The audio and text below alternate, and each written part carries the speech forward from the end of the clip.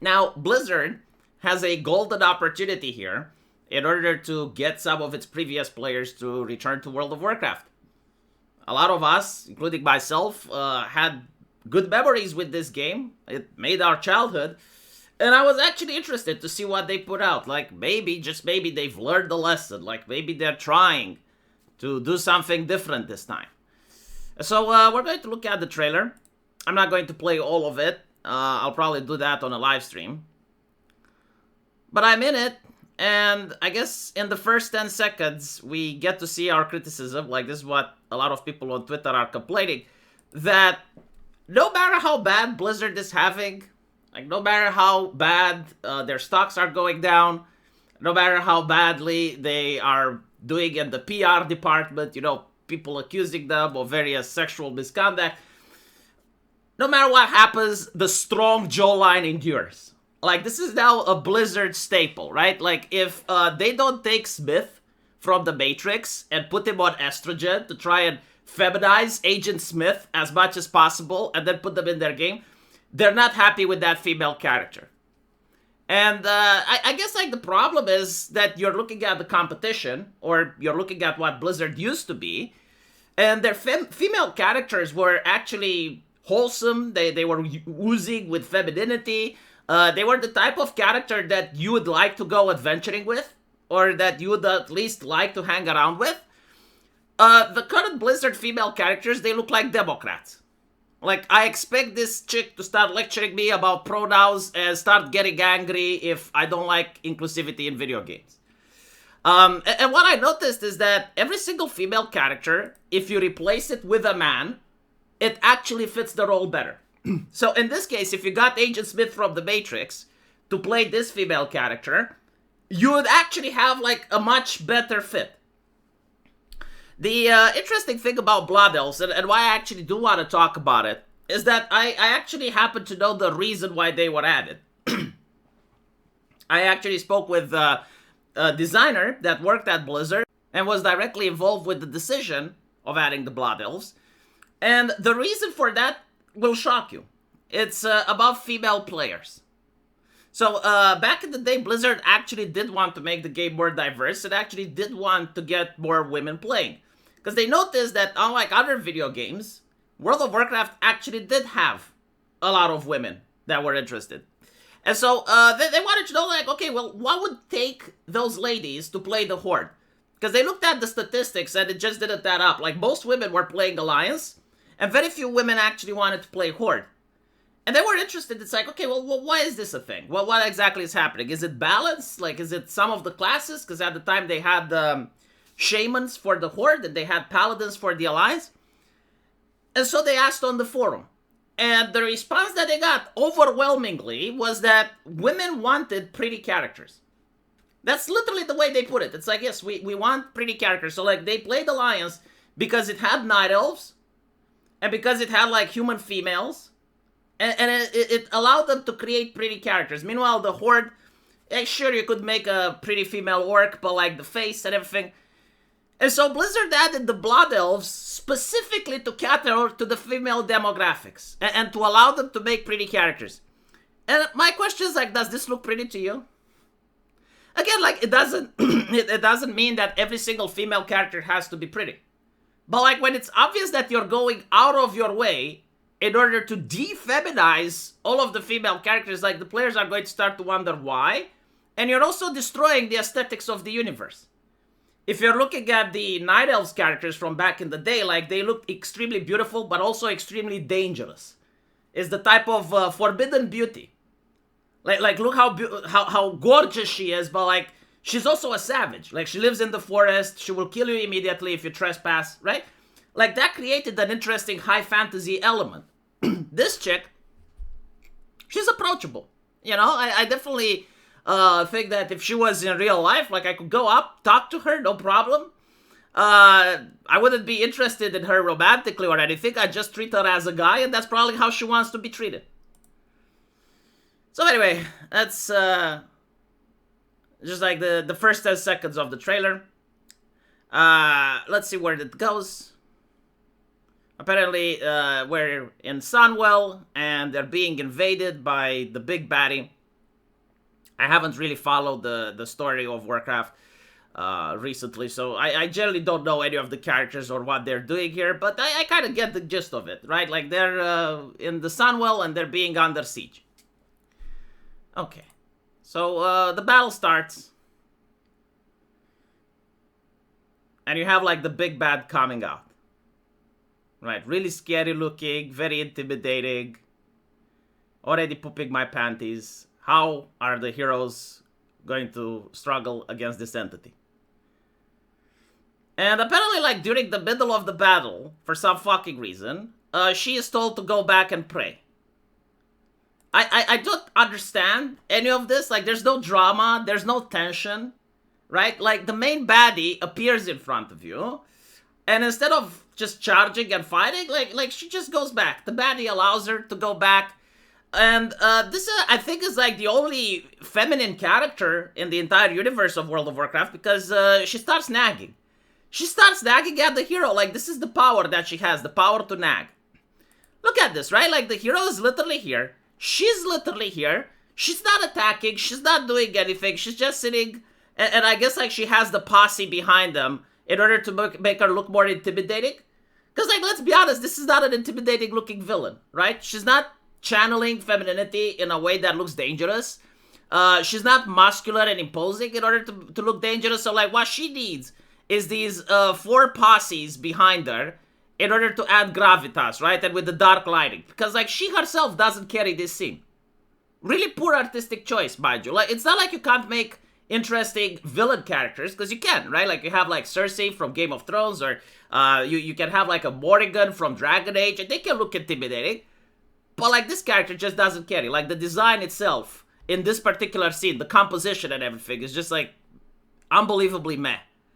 And people in the comment section are basically saying, and I can't disagree with them, they're saying that this is like Raid Shadow Legends, right? The trailer where nothing happens, the quality of cinematics is taking a hit. Compare this to the Blood Elf in the Burning Crusade cinematic. And that's like my biggest criticism. It looks so fucking generic, right? It looks like Raid Shadow Legends. And so, like, during the middle of the action, during the middle of combat, you have this chick that goes to the Sunwell in order to pray, right? Like, just very bizarre choice. You're not running a tempo here. You're not having, like, a build-up to an event. You're not trying to create drama. You're not trying to create tension. You're doing the opposite. Right? Like, while that should have been the main point of the trailer, like the culmination between the battle of good and evil, you now have, like, this lady having what I guess is, like, an internal turmoil.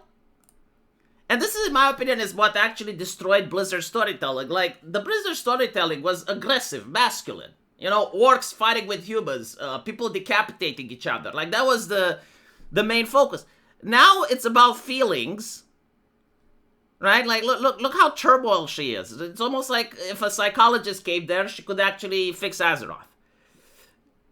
It's always about the inner turmoil, right? Like, the struggle that goes inside the character's heart. And it's like, first of all, it's not even properly done, right? Because, like, if you don't care about the character, you don't care about their struggle. But secondly, it's like, this used to be the main focus, right? Like, this right here. And this is also poorly done. Like, if the actual villain, if the actual bad guy is sitting right next to him, why aren't they fighting? Why isn't she charging? Why aren't they attacking? What is she doing? She's just hovering around like a spooky ghost? Like, don't get me wrong, like, I understand the idea, right? Like, I think she's using temptation. Like, I think she's trying to pollute the mind of the character. Bad writing, though. Really bad writing. Like from a emotional point of view, right? Like, me trying to watch this is unbelievably meh. You need to write something different.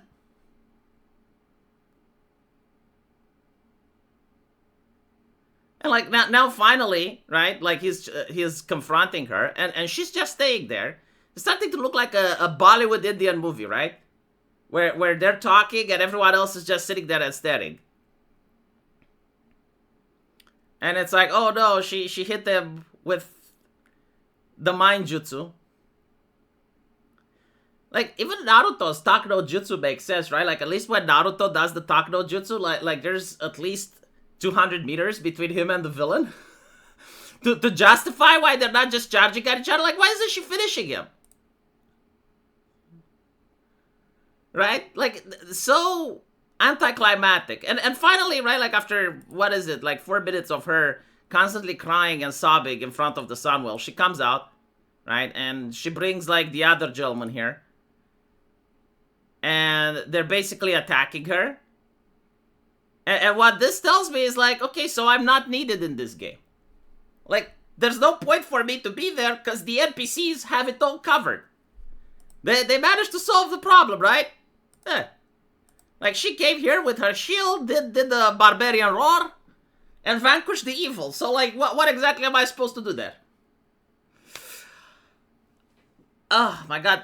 Again, let's just compare it with something else, right? So let's compare it with the Burning Crusade cinematic, just so you guys can see the night and day difference. Just so you can see that I'm not pulling this criticism out of my ass.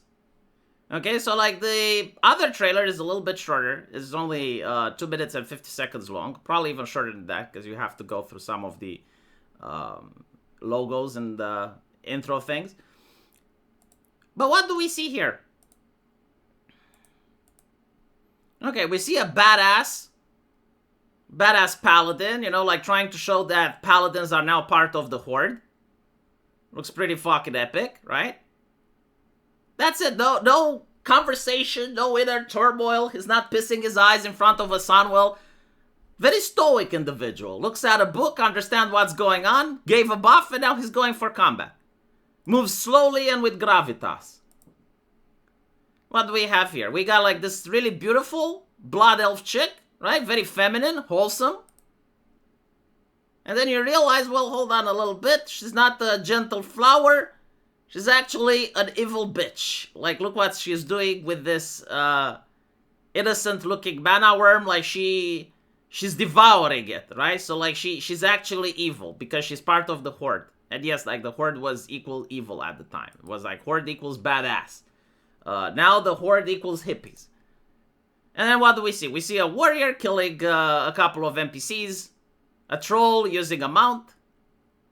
Right? Like the guy from the beginning doing combat. Looking badass. An orc that gets killed.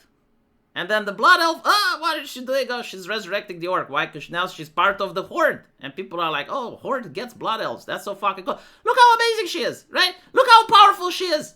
Like, she doesn't have to display any type of muscles. She doesn't need a strong jawline.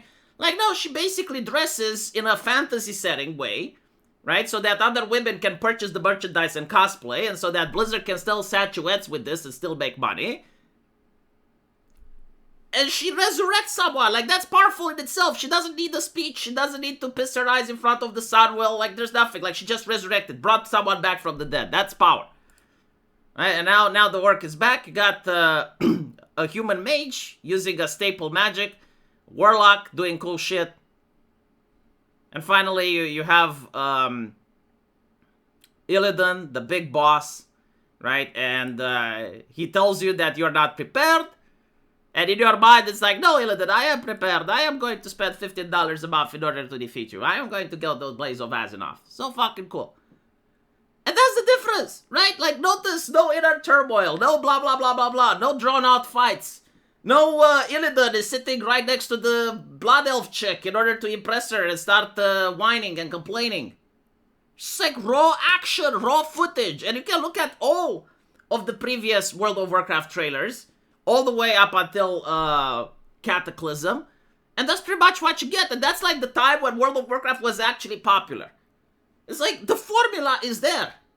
You already know what you need to do in order to make it good. Like, what was the shit that we saw in the beginning, huh? Anyway, let me know what you guys think. And as usual, I will see you in the comment section. Take care.